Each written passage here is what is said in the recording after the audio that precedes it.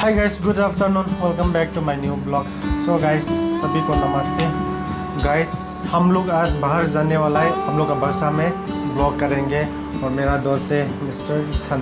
ये first time है मेरा ब्लॉग पे आज घूमने का जाएगा और मैम हौजिक से बनी तुमथिन की चाक जो लोय लोय रे सी चाक हाउबसु चा फंगे कनोगा हवाईगा साबन सौगरी चाइगा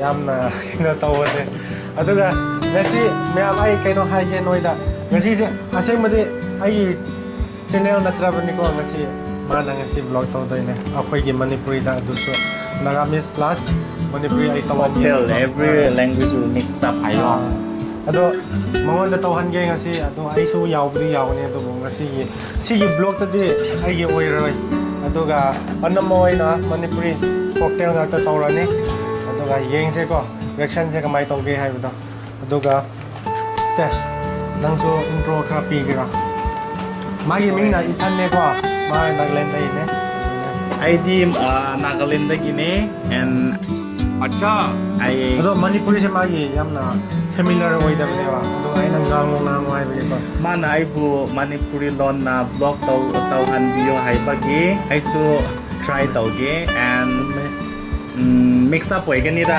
like Nagamis I'm Nagamis su haigani Manipuri Meitei lon su haigani and somehow with English also.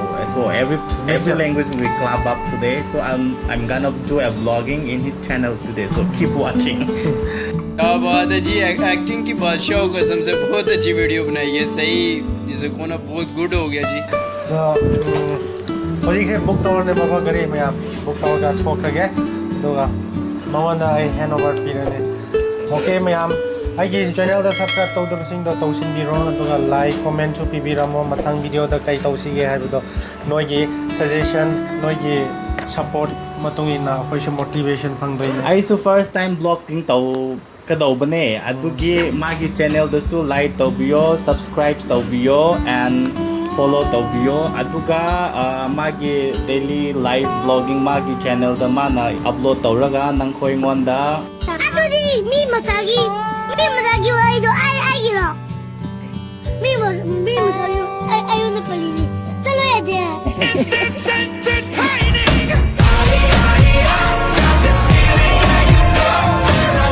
entertain taugini so please support his channel. He's recently started his YouTube channel, so I hope you guys will support. Okay, stay tuned.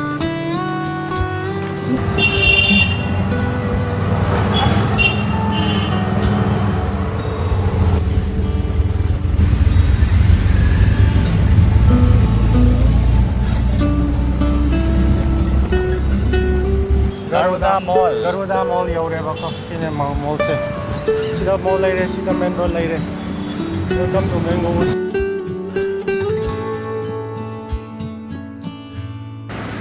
mayam mafam yaure bako so ham magi mamanaga singdo ma phone tawse aduga moi thingnarani thingnabam tungna karai dono jatoine ado hojik kai no aingba thakke somna challaga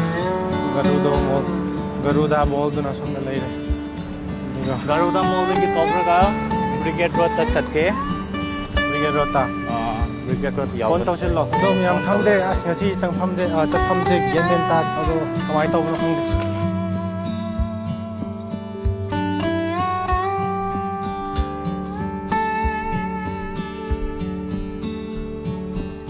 over gorong wa karne fresh juice khawina zero weather to man gorom ase kem sabne so yam chapne ko myam as we usar are looking for a juice to have just to make ourselves cool.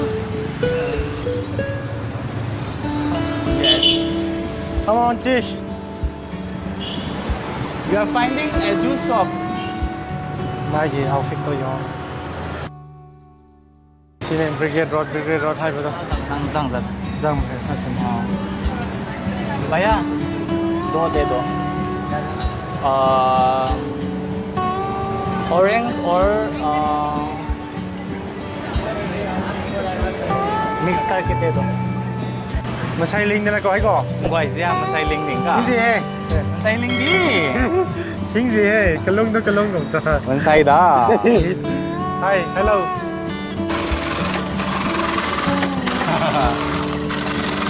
कहीं आहार मैंने है मयाम कहीं He's having a ice gola. He's enjoying the ice gola. Sorry. Chibo how bro ne Chibo how bro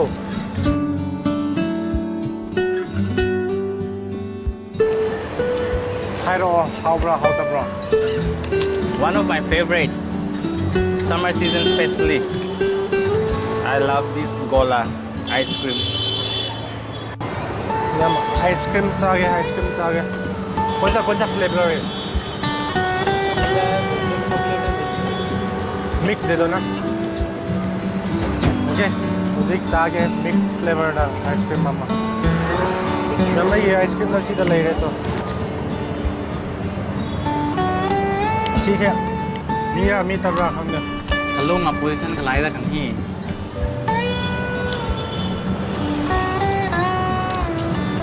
Soap, street soap. अरे मैं आई अमा उठ के वो स्टैचू की टाइप ता सब मी लेब के ले बस सीजे स्टैचू रा मी असेंग रा नोय हाइरो आई उठ के सब ता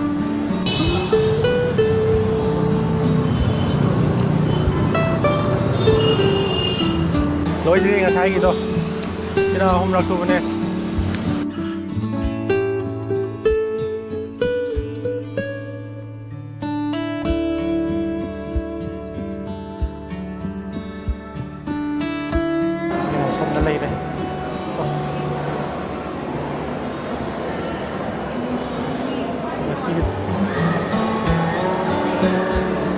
So